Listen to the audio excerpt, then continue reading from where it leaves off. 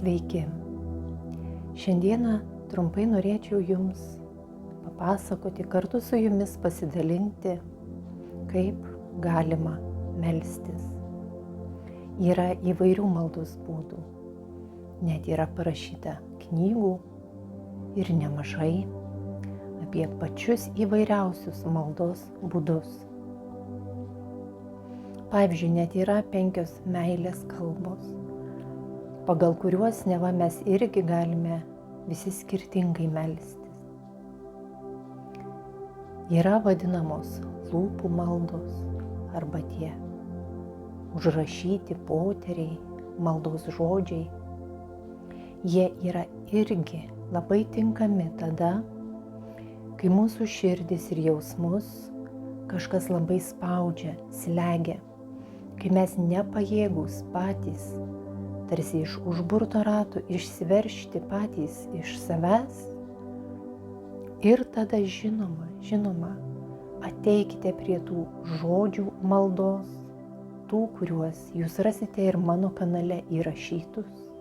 Klausykitės, kartu melskitės, bet niekada nelikite prie tik žodžių maldos, nes tai yra labiau parengiamasis etapas tam santykiui, į kurį kviečia tikroji malda.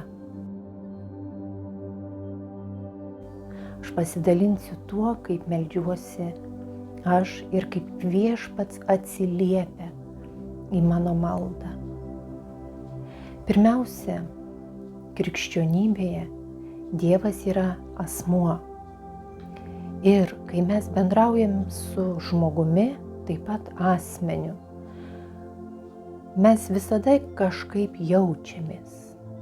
Gerai, blogai, patogiai, nepatogiai, maloniai arba nemaloniai. Taigi, jeigu norime, kad Viešpats, tas, kuris yra pats šventų švenčiausias, atsilieptų į mūsų maldą, mes irgi turime ateiti pas jį kaip pas asmenį, bendrauti su juo maldoje, širdimi ir jausmais, bet ne paviršutiniam emocijom, o to jaus paaiškinsiu, kokiais tais giluminiais pojūčiais. Pirmiausia, pas Viešpatį visada ateiname per Jėzų Kristų. Taigi, bet kurios maldos pradžioje užmegzkite ryšį su Ješua, su Viešpačiu Jėzumi Kristumi. Pašlovinkit jį, pagarbinkit jį, užsimerkę didžiulėje šviesoje, kalbėdami garbinimo žodžius Viešpačiu Jėzui Kristui. Ir tiesiog prašykite, kelias sekundės paprašykite Viešpaties Jėzaus Kristaus atverti jums tą maldos kelią, atverti maldos šviesą, atverti širdį ir visus pojūčius. Būtinai už viską padėkokit, iš viso širdies pašlovinkit. Ką reiškia iš viso širdies? Tai reiškia, kad į maldą ateiname su gražiais jausmais, su meilės jausmais. Visi iš mūsų esame kada nors ką nors gražiai mylėję. Gražiai aš turiu omeny, dorai, tikrai, iš tikrųjų pajutę tame meilės jausme dvasios pakylėjimą. Taigi, paimkite tą jausmą, tą džiaugsmingą meilės jausmą, dorą, tyrą, švarų, pakylėtą meilės jausmą.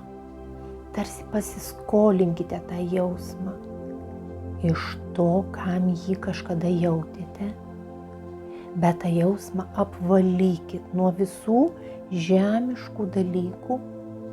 Tarsi ištraukite tą jausmą iš to žemiško apvalkalo, pasiimkite tą jausmą su savim ir ateikite su tuo jausmu į maldą per Viešpatį Jėzų Kristų. Ir tada prašykit, kad Jėzus Kristus jūs vestų tolyn pas Dievą. Paprastai tokioje maldoje labai rekomenduoju išlaikyti lengvą šypseną.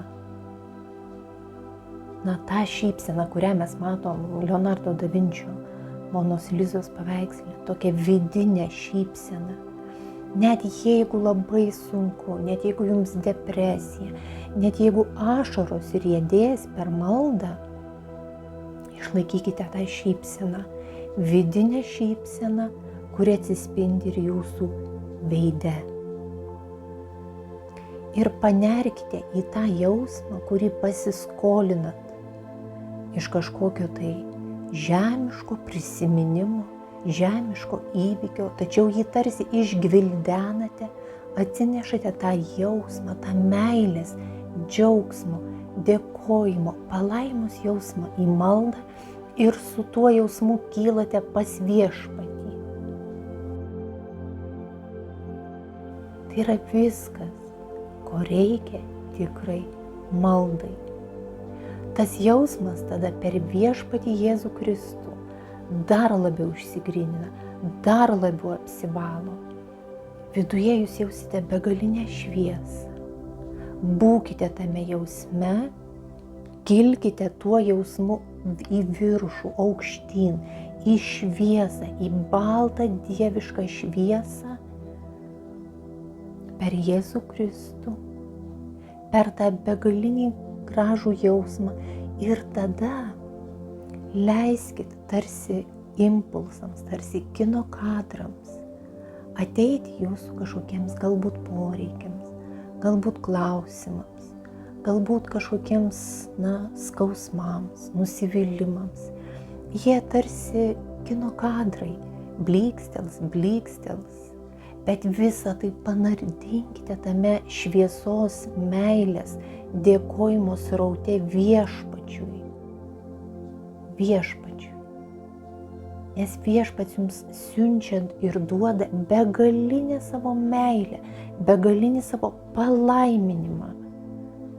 Taigi tik taip mes ir galim su Viešpačiu susijungti. Mes negalime su Viešpačiu susijungti per pyktį, kerštą, pavydą, nusiminimą, neviltį. Jeigu mes ateisime į maldą su šiais jausmais,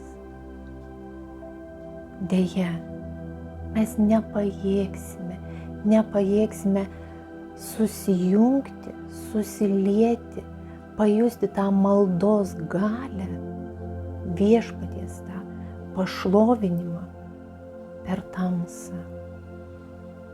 Todėl, jeigu esame vidinėje tamsoje, tarsi siena, jinai yra tarsi siena, kuri mus skiria nuo Viešpaties. Tada padarykime keletą tų įžanginių dalykų, kaip pavyzdžiui, ta žodžių malda, keletas prisiminimų, gražių dalykų, to jausmo atsinešimas. Padirbėkim bent keletą dalykų, padarykim, kad pasiruoštume tai maldai. Maldai labai padeda klausytis kažkokio šlovinimo, garso. Ir iš pat pradžių labai padeda į maldą įeiti per garsinį, žodinį Viešpaties pašlovinimą. Taigi jūs galite melstis klausydamiesi, pasiruošti maldai klausydamiesi šlovinimo, meldimosi, kieno nors kito. Bet ir ties tuo nesustokite, nes tai irgi yra tik parengiamasis etapas. O tas pats skaniausias, tas pats gražiausias, apčiuopiamas, visų kūnų juntamas tarsi kažkokia nepaprastai maloni, sunkiai žodžiais apsakoma vidinė palaima. Vidinė palaima kažkokioje vidinėje šventovėje, vidinėje šviesoje, per Viešpatį Jėzų Kristų visą laiką. Išlaikykit šį nusiteikimą, išlaikykite šią nuostatą per Viešpatį Jėzų Kristų, kad nenukryptumėte į jokį kitą pašalinį takelį.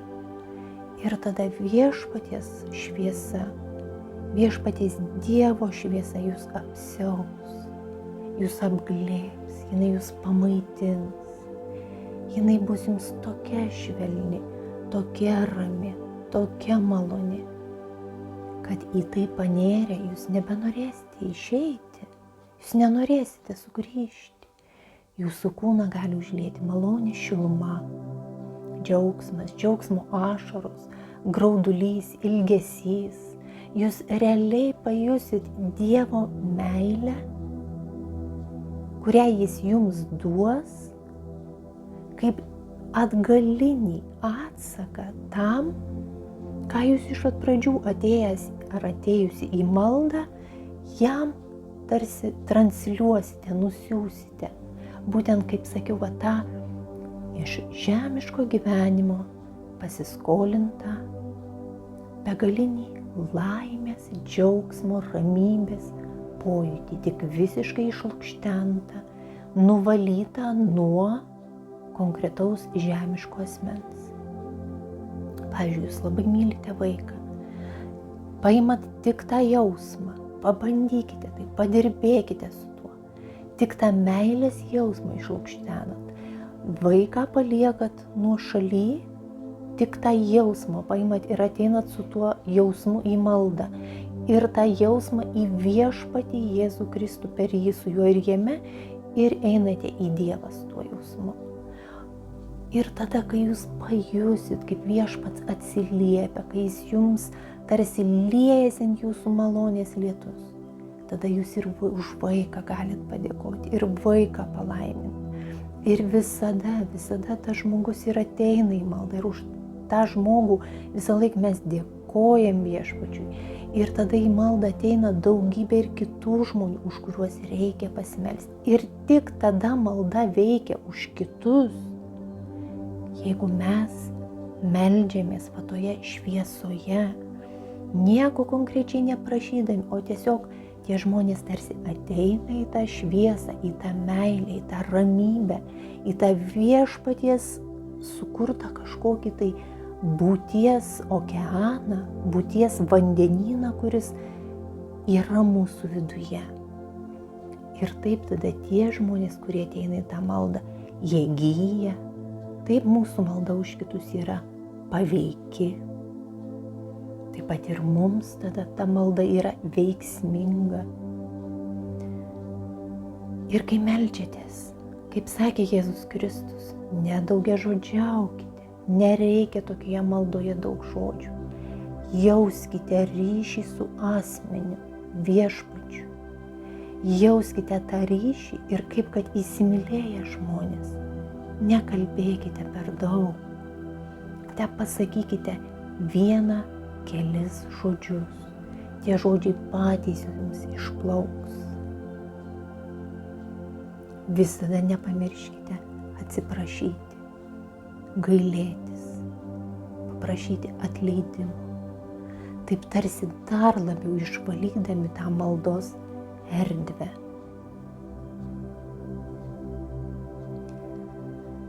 Kuo daugiau tai bandysite, tuo bus lengviau ir lengviau. Turėkite savo tarsi tokius raktinius prisiminimus, jausmus, šulinius, per kuriuos jūs labai lengvai galėsite pasiekti va tą ryšį su viešpačiu. Per Jėzų Kristų, per nieką kitą. Būkite išmintingi. Pasikliaukite kelių tūkstančių metų išmintimi, nekeliaukite kitais keliais, neieškokite sudėtingų, neaiškių, painių kelių, jeigu yra vienas kelias per Jėzų Kristų. Jūs nieko neprarasite, pabandę, bet jūs galite labai daug netekti, jeigu to nepabandysite.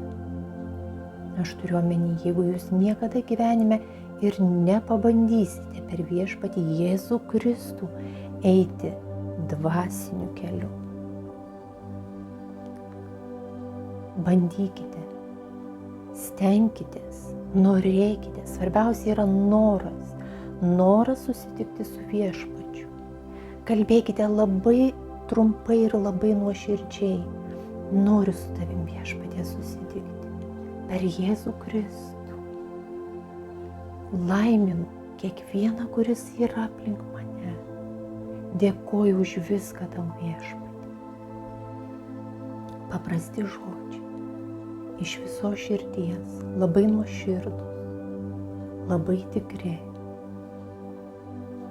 Tokia malda.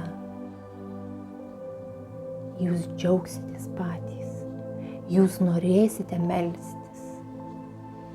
Jūs norėsite ir norėsite sugrįžti į tą šviesos šaltinį, į tą džiaugsmo, begalinės palaimos būseną. Ir net jeigu mes meldžiamės didžiuliame skausme, kančioje, netektyje, tokioje maldoje tas skausmas gali lietis tokiamis graudulio ašaromis, bet viduje vis tiek lieka begalinė šviesa. Mums viešpats tarsi suteikia kažkokį dvasinį peną, kuris net skausme, net kančioje paguodžia ir pamaitina. Būkite palaiminti, melskitės tokia malda. Paklausykite šį įrašą antrą kartą, jeigu jums liko kas nors neaišku. Galbūt ne visiems pavyks iš karto, bet aš tikiu, kad tiems, kuriems ši informacija yra svarbi, kuriems yra siųsta ši žinutė. Nes būtent per maldą man viešpats tarsi pasakė, eik ir pasidalink su kitais tuo, kaip galima melstis ir kaip galima pajausti, kad į maldą yra atsiliepiama. Kaip melstis, kad pajaustumėm tą visišką viešpaties palaiminimą, tą pasipildymą per jį su juo ir jame. Taigi darsyk, būkit palaiminti, dėkokit viešpačiui ir melskitės. Melskitės tą tikrąją maldą, kuri mus jau čia žemėje atveda į dangaus karalystę. Amen.